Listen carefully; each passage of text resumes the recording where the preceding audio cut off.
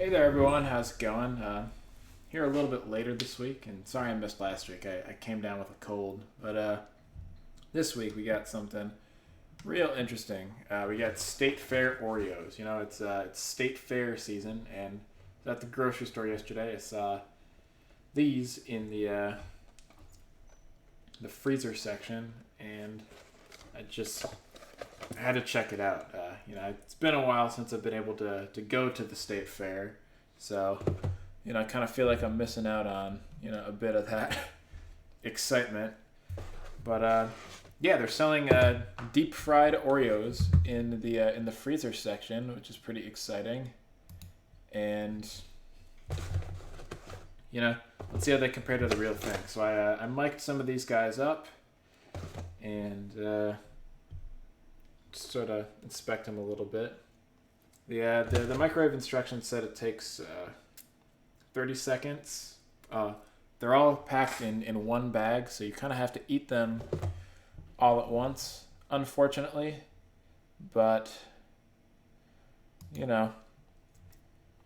is what it is. I put it in there for, I think, an extra 15 seconds because I think fried Oreos are much better warm than they are just sort of, room temperature. But with that, let's take a look and see how this tastes. Because if these are good, for those of you who haven't been able to go to a state fair and experience these fresh, I've been to like a street festival in New York City that people were selling. I guess they're actually tempura batter. I don't think this is tempura this time. Oreos just sort of on the street, so it's pretty cool when it's good. And it's probably gonna still be okay even if it isn't good. But we'll see how it is. Okay. Yeah.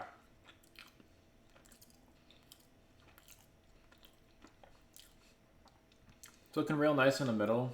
Because when you deep fry it, the cookies just absorb a lot of that oil, and they get nice and really mushy.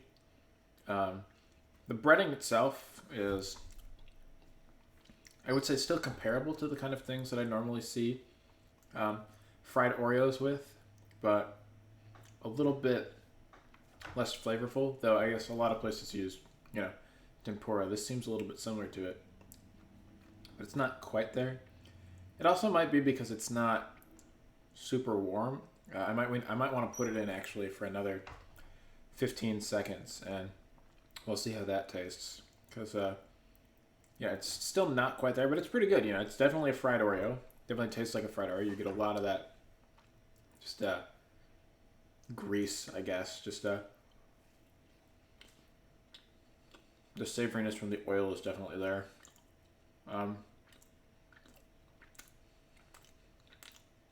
Yeah.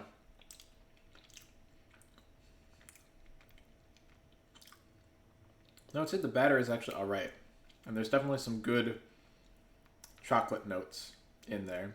They had two versions of this. They had one with, I guess you could say, regular frying batter, and then another with this the chocolate batter. I could definitely taste some of the cocoa butter in there. Added a little bit more richness to the breading. So that was quite nice to see. Yeah, I'm gonna put it in again. Oh, hey Jules, how's it going? Would nuking it a little extra for a bit help with the texture? Maybe it might. But I think it'll actually just taste better warm. So we're gonna give that a shot. So I'll be right back. Uh, yeah, I think the actual taste will change a little bit.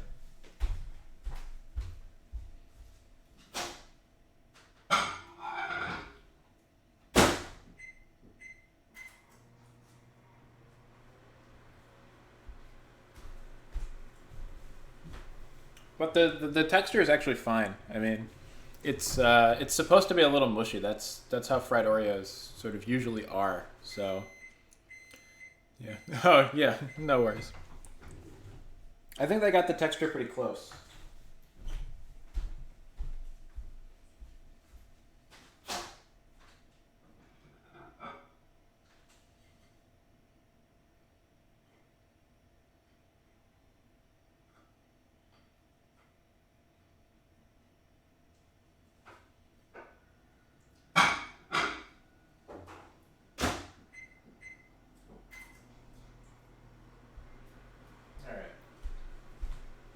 So I put it in for 15 seconds, 15 more seconds. It wasn't quite there yet where I was trying to get it to.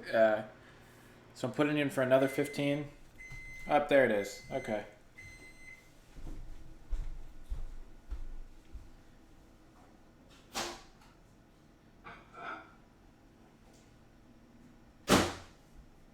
Yeah. Okay. Cool. So we got these back. Now they're hot, and that's good. So I'm trying to hot one. We'll see how that goes. Yeah. Much better hot. The chocolate really just sort of pops out at you now. And you get a lot more of the, I guess, Oreo flavor from the cream that's in there. So, hot is definitely the way to go with these.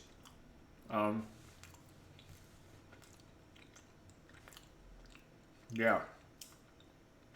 So, if we look back again for a sec, they provide baking instructions, and I would say that baking is probably the way to go because I think that there's less variation. You know, people have different types of microwaves, and those sorts of factors can sort of matter. But if you can get this sort of consistently hot all the way through, it's a much better experience, hands down. Is it as good as getting it fresh at the state fair? No, definitely not. And you know, if you were actually thinking that that's what you'd be able to get frozen out of the box, you know, that's not a reasonable expectation. But is it a acceptable fried Oreo? It absolutely is. And you know, if you want to experience this sort of special dessert, you know, hit you right in the childhood with some state fair nostalgia, then you know this right here is definitely, you know, the best replacement if you can't actually make it in person. You know, being from Minnesota, I haven't been able to go to the Minnesota State Fair in, you know, almost a decade now. So, you know, was this quite as good? No, but was it still pretty good?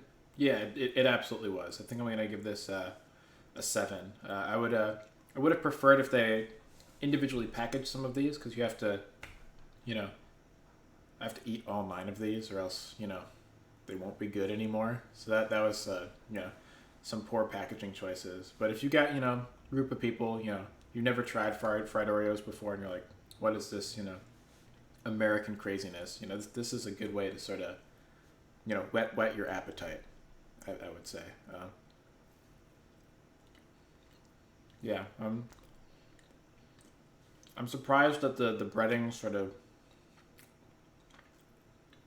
I guess, survived freezing so well. And that still sort of punches. But it's much duller when it's cold. So you definitely want to make sure you got it hot. But yeah, that's about it for this week's review.